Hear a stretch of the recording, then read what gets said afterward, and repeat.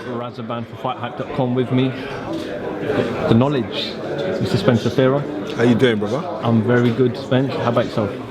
Trust me, I'm fantastic at this present moment. It's like I'm really blessed. So yeah, it's all good, man.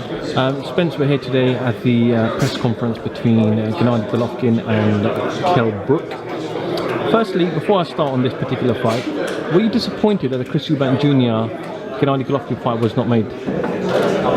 I was, but I want to move on now and concentrate more on this fight. As a broadcaster and somebody that speaks about the game religiously, I'd rather just be concentrating on this fight here, because this fight is a bigger ask for the simple fact that Kell Brook has to go and take the bigger challenge, and it is a massive challenge. So my concentration levels now will be on this fight. But just generally asking about Chris Eubank Jr. stylistically, what would be a better fight for Gennady Golovkin? Someone like Chris Eubank with his style, or someone like Kell Brook? They see it's horses for courses, because it depends on what Kell Brook was to go and administer in a fight, or what Chris Eubank Jr. would administer in a fight. Now, there was something inside me that would think, like, because of the tenaciousness and the arrogance, and there is a ignorance of Chris Eubank Jr.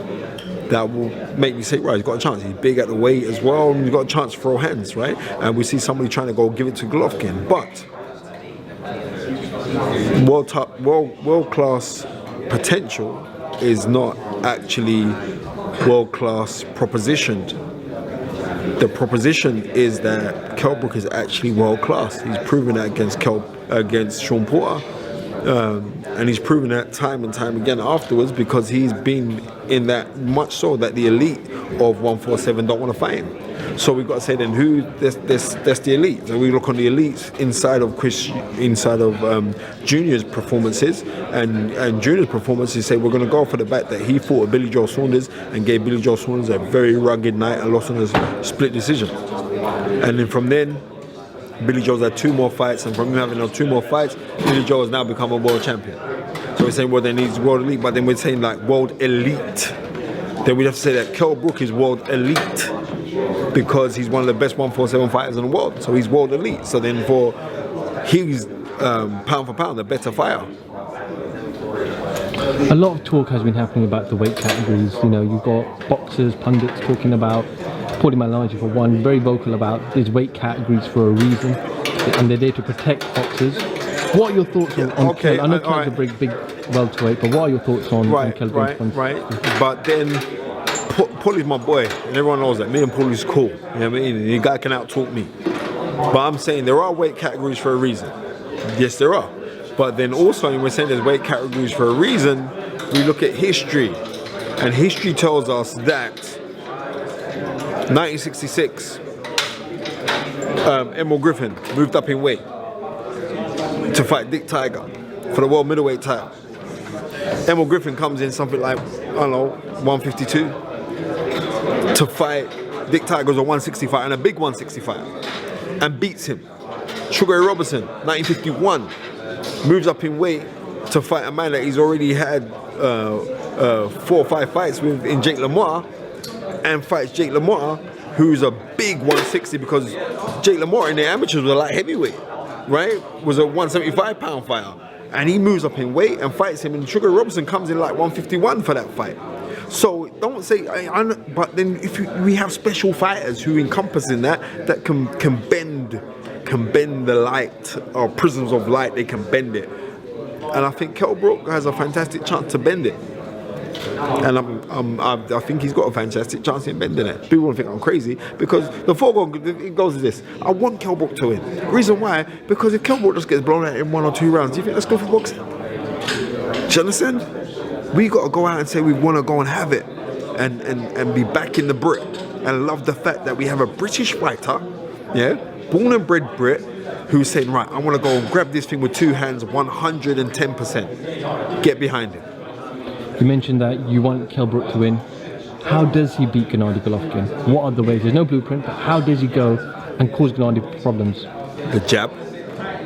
to admit it, and he's got a ramrod of a jab because Kell Brook's very sturdy with his feet. You think like with Kell Brook, from guys who come out of the Winterbank gym, Kell Brook doesn't really box like a Winterbank fighter. And I'm talking like the Harold Grahams, you know, the Slugger O'Tools, Johnny Nelson, the Nassim Hamids. He doesn't really box like those guys.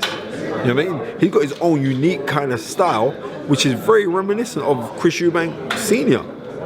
And Chris Eubank Sr. in the mid 80s went out to the Winterbank gym, sparred with Harold Graham, sparred with Johnny Nelson.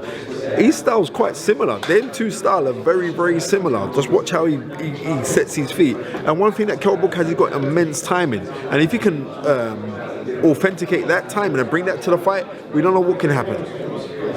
If Golovkin walks through Kell Brook in 1 or 2 rounds, it's not good for boxing. So I'm just deeming, I'm wishing, I'm praying that Kell Brook can administer that ramrod jab, and every time that Golovkin gets close, hold him and turn him. Don't hold him to zap you your own power. Hold him and turn him, break that alignment, and be back on that jab. Because sometimes there's an ignorance inside of Golovkin that you can't hurt me. I'm going to walk through you one. Yeah, I'm just going to knock you out, right? Golovkin's very, very good. He's an elite fighter, right?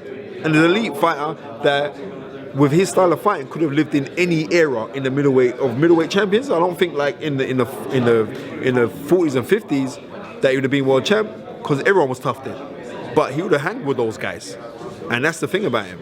But then I'm saying the same thing. I think Kell Brook as a fighter, Kell Brook's been special from day dot.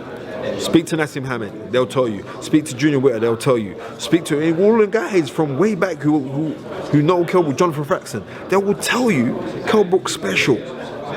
He's gonna have to be amazingly special on the night, on the 10th of September against Gennady Golovkin. Spencer, thank you for your words of wisdom. Really appreciate that. And hopefully Kell can pull it off for the sake of for Britain and England. And we will certainly catch up with you very, very soon. Listen, man, always a pleasure talking to you. Keep on doing what you're doing with FightHype. You are everywhere, even when you're standing still. Carry on doing what you're doing. I hope they're paying you enough money now as well. You know, you're walking around in your flash trainers and stuff like this, man. Peace. I'm bouncing. Thank you so much. Appreciate it.